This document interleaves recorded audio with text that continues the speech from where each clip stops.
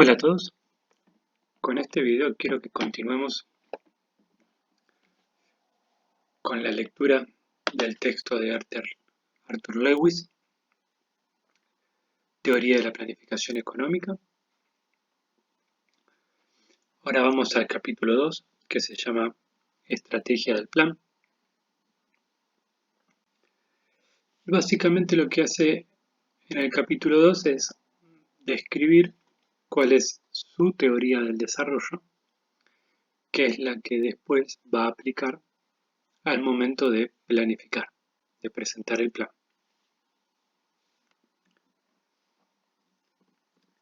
Esta teoría consta de 10 puntos.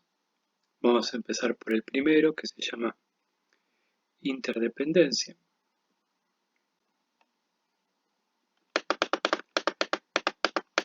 Y lo primero que encuentro atractivo de analizar es esta afirmación que dice: un plan de desarrollo no empieza por las necesidades de la gente, por las demandas de los consumidores, sino por identificar cuáles son las posibilidades de producción más fructíferas. Y esto es muy interesante porque siempre que se presenta un plan, y sobre todo cuando el plan se presenta con una intención de hacer política o de hacer propaganda política, se empieza por mostrar un plan que va a resolver lo que la gente desea que se resuelva. Pero, coincido con Lewis, lo principal en un plan no es resolver lo que la gente está pidiendo que se resuelva, sino identificar cuáles son las opciones, las alternativas de inversión que más van a hacer crecer al producto.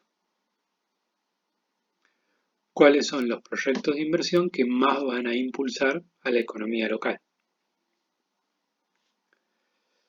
Esto mismo luego lo presenta con estas dos preguntas, ¿no? ¿Cuáles son las industrias cuya producción podría crecer en promedio al 5 o al 6? ¿Qué obstáculos tienen y cómo se podrían resolver para que finalmente crezcan esa tasa? Acá me hice una pequeña llamadita, esta llamadita dice Stiglitz, y lo marqué porque más adelante vamos a ver un texto de Stiglitz que retoma esta idea de elegir los sectores, elegir los proyectos, elegir el área que puede ser dinámica y motor de una economía. Lo cierto, muy importante, es un plan de desarrollo no empieza por las demandas de la gente y las necesidades de la gente, que seguro son muchas y seguro son justificadas. Empieza por elegir cuáles son los proyectos que más pueden impulsar a la economía.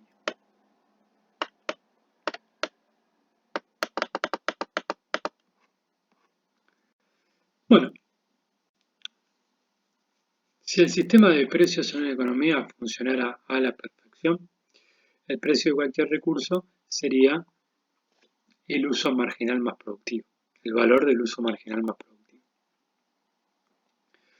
El punto es que en la práctica el sistema de precios no funciona a la perfección y es necesario que el Estado intervenga para corregir esas deficiencias que tiene el sistema de precios.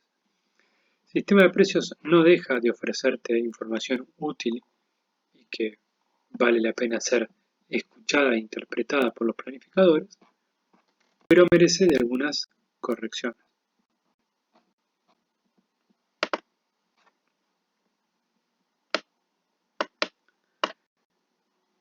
Una de esas correcciones tiene que ver con que existen algunas actividades en las cuales no es posible trasladarle al consumidor los beneficios que recibe, ¿no?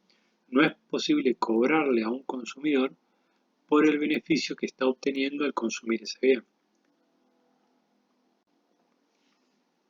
Otra situación, cuando hay razones políticas que impiden cargar lo suficiente a un grupo poblacional. Y tercero es la existencia de economías de escala, o sea, economías que a mayor producción reducen sus costos medios. Un posible ejemplo es un faro, donde es muy difícil cobrarle al barco que usa el faro. Un barco pasa cerca, lo ve, con eso se guía, lo utiliza y no por eso le puedes cobrar. Entonces un faro tiene una función social que es difícil de monetizar, ¿no? Otro ejemplo es la radio.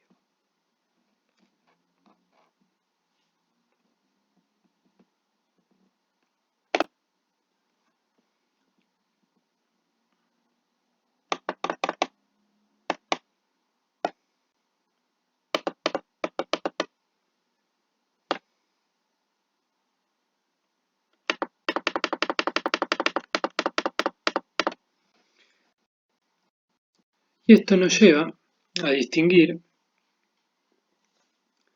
entre los costos monetarios y los beneficios monetarios respecto de los costos o beneficios sociales.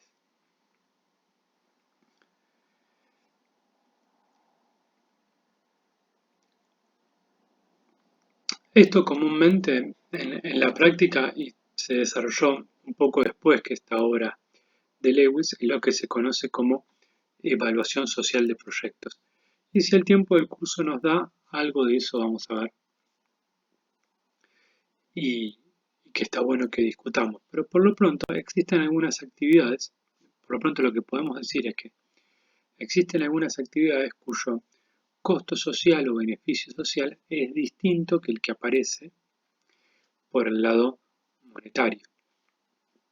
Por ejemplo, una industria que contamina puede tener unos costos privados y unos beneficios privados que son distintos de los sociales porque una empresa no tiene un perjuicio ni un beneficio por la contaminación, pero el resto de la sociedad sí.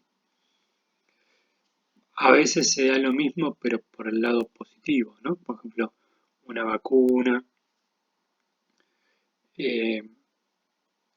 o algunas actividades que generan un beneficio, un impacto social positivo en, en la sociedad, ¿no? Por ejemplo, una calle que es oscura y al instalarse un negocio se hace más luminosa y eso da seguridad. En la ecuación económica del negocio no está, pero hay un beneficio extra para el resto de la sociedad. Entonces lo que plantea es que los gobiernos tienen que intervenir cuando los beneficios sociales son mayores que los beneficios privados para estimular esas industrias y también tiene que intervenir cuando los beneficios privados son mayores que los sociales para desincentivar esas industrias.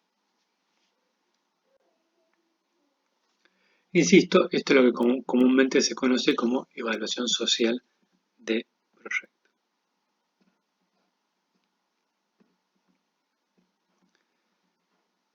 Y el punto es que esta técnica de la evaluación social de proyectos es un poco difícil, que los estados no siempre están en condiciones de llevarla adelante correctamente y se suma a que hay cierto margen de discrecionalidad, lo que abre la puerta a errores como también a fraude, a corrupción.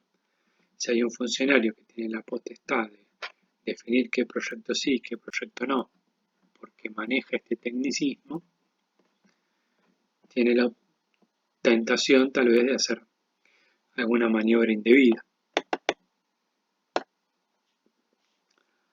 Y con eso terminamos el punto 1 de interdependencia.